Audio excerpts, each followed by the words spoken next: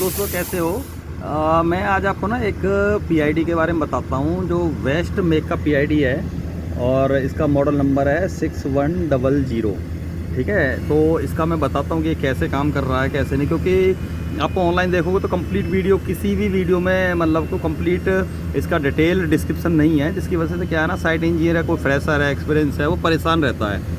और customer care पे आप बात करोगे तो वो इतना टाइम दे नहीं पाएगा। वो आपको एक बार बताएगा, फिर दोबारा बताएगा, लेकिन 2 बार से ज़्यादा नहीं बता पाएगा, क्योंकि वो उसका भी अपना एक टाइम शेड्यूल रहता है, ऑफिस टाइम ये रहता है। लेकिन साइट का टाइम क्या होता है कि यहाँ पे दिन है, आपके वहाँ रात है, या वहाँ पे रात है, यहाँ पे दिन है, तो ऐसा भी एक प्रॉब्लम आता। तो मैंने ये वीडियो इसलिए आपको बनाने की सोचा है कि एक बार आपको इसके बारे में बताया जाए। सबसे पहले मैं बताता हूँ, ये इसका कनेक्शन डायग्राम है जो ये साइड से दिख रहा है।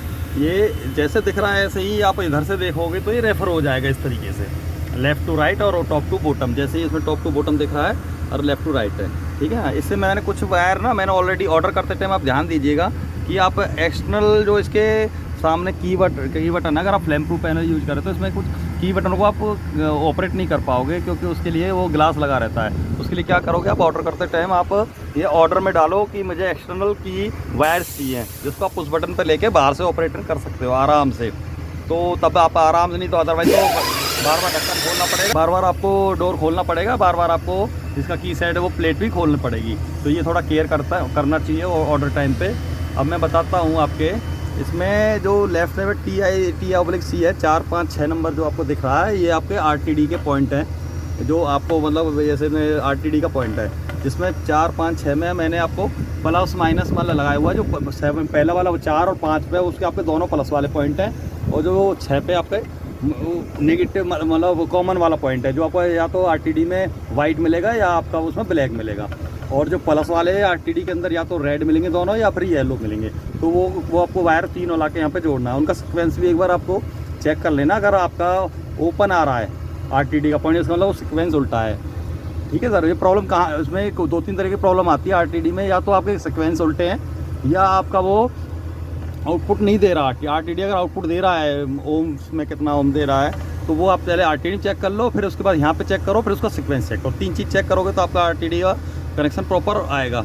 उसका नंबरिंग है, मैंने आपको बता ही दिया कैसे वो वायर आपको कनेक्ट करना है। दूसरा आपको कनेक्शन के बारे में बता देता हूँ, जो 1, 2, 3 है, इसमें 1 और 3 जो आपका है वो PLC से, मतलब PLC से आपको रिमोट सेट पॉइंट आ रहा है, रिमोट से मतलब PLC को जा रहा है ये, मतलब उसको ये जो आपका वायर जा रहा है 51622001, ये आपका जो रिले आउटपुट आपका 1 है।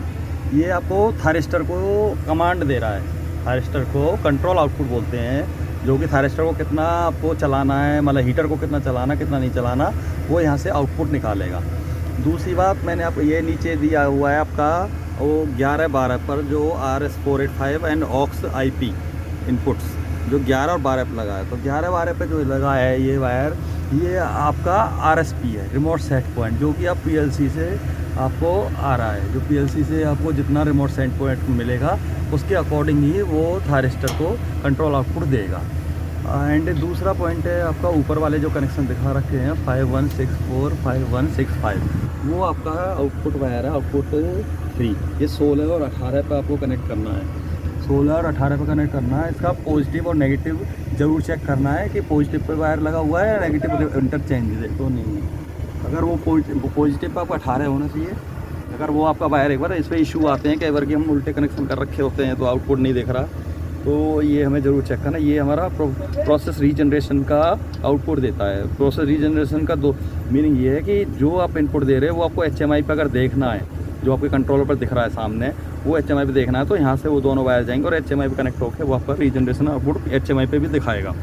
वो सेम, उसमें कोई भी आपको सेटिंग नहीं करनी है, सिर्फ इसका पॉजिटिव नेगेटिव देखना है। जिसमें एक बात और ध्यान रखना है, ये कनेक्शन मैंने आपको सारे बता दिए। ये आपका ऑक्सी सप्लाई है, जो आपका रेड और ब्लैक दिखा है, ये आपका ऑक्सी सप्लाई है। और ये ऑक्सी सप्लाई है आपका 9 और 10 पे, 9-10 पे आपकी ऑक्सी सप्लाई है। ये आपको देखोगे ये आपकी ऑक्सी सप्लाई। तो मैंने आपके कनेक्शन के बारे में सारा कुछ बता दिया है। अब मैं आपको प्रॉब्लम्स का बताता हूँ कि प्रॉब्लम्स कहाँ मतलब सही कनेक्शन कर रहे हो, मैनुअल से भी देख के सब कर दिया है, लेकिन एक प्रॉब्लम रहती है, वो आपको बता रहा हूँ। जो नीचे का वायर है 1331, और ये आउटपुट है जो आपका दिख रहा है आउटपुट 2, ये आउटपुट 2 में लगा हुआ है। जो 13 और 14 पे लगा हुआ है आउटपुट 2। ये 13-14 क्या करे, लोकल पिलर रिले हमने एक ऑन कर रखी है आउटपुट के लिए, ट्रिप आउटपुट, जो मतलब कि अगर आपको पैनल में कोई फॉल्ट देखना हो तो उसके लिए हमने एक रिले लगाई हुई है आउटपुट में, वो रिले को ऑपरेट कर रही है। अभी मैं इसके प्रॉब्लम्स बताता हूँ कौन कौन सी चीज़ टेक केयर करनी है। अगर आपको HMI में आपका पॉइंट नहीं दिख रहा है, HMI में डिस्प्ले में कुछ और वैल्यू आ रही है, यहाँ पे कुछ जो वैल्यू आ रही है, तो उसका रीज़न दो हो सकते हैं। या तो ये जो 420 मिली एम्पेयर दिखा रहा है, आपका ये 420 मिली एम्पेयर हर कंडीशन में दिखाएगा, चाहे आपकी रेंज कोई भी डली हुई हो। तो आपको HMI की रेंज चेक करनी है और यहाँ की HMI की रेंज चेक करनी है। और दूसरा, जो HMI में आप वायर जो लगा रहे हैं वो आपका बैरियर भी चेक करना है, क्योंकि ये 420 एम्पेयर के साथ साथ वोल्टेज भी देता है। तो वो आपके बैरियर आप वहाँ पे कौन सा इनपुट में लगा रहे हैं, आप एम्पेयर वाले इनपुट में लगा रहे हैं या वोल्टेज वाले में लगा रहे हैं, वो भी एक डाउट रहता है। तो वो आप डाउट क्लियर कर लें, तब वो HMI में